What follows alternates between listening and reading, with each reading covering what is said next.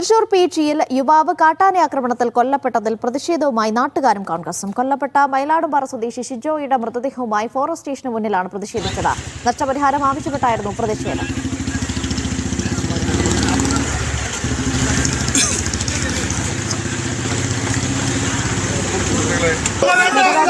വിവരങ്ങൾ നൽകാനായി ചേരുന്നു. നടരാജ്, പ്രതിഷേധം ഇപ്പോഴും തുടരുന്നുണ്ടോ?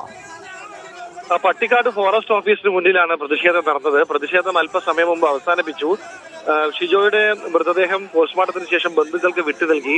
മൃതദേഹം വീട്ടിലേക്ക് കൊണ്ടുപോകുന്നത് വഴിയാണ് ഈ സംഭവത്തിൽ പ്രതിഷേധവുമായി നാട്ടുകാരും കോൺഗ്രസ് പ്രവർത്തകരും പട്ടിക്കാട് ഫോറസ്റ്റ് ഓഫീസിന് മുമ്പിൽ പ്രതിഷേധം നടത്തിയത്. മൃതദേഹം ഫോറസ്റ്റ് ഓഫീസിന് മുമ്പിൽ വെച്ച് നാട്ടുകാർ ഇക്കാര്യത്തിൽ നടപടി വേണമെന്ന് ആവശ്യപ്പെട്ടു.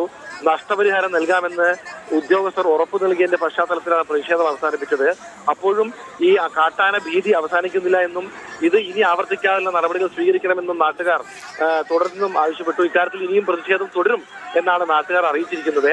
എന്തായാലും അനുഭാവപൂർവമായ സമീപനം എല്ലാ ആവശ്യങ്ങളോടും ഉണ്ടാകുമെന്നും ഉടനടി നടപടികൾ ഉണ്ടാകുമെന്നും വനംവകുപ്പ് ഉറപ്പു നൽകിയതിനെ തുടർന്നാണ് പ്രതിഷേധം അവസാനിപ്പിച്ചത്. പ്രതിഷേധത്തിനിടെ പോലീസും പ്രവർത്തകരും തമ്മിൽ ഉന്തും തള്ളുമൊക്കെ തന്നെ ഉണ്ടാകുന്നൊരു സാഹചര്യത്തിലേക്ക് പോയെങ്കിലും പിന്നീട് പ്രവർത്തകർ ശാന്തരായി മടങ്ങുകയായിരുന്നു. കോൺഗ്രസ് പ്രവർത്തകരും നാട്ടുകാരും ഉണ്ടായിരുന്നു.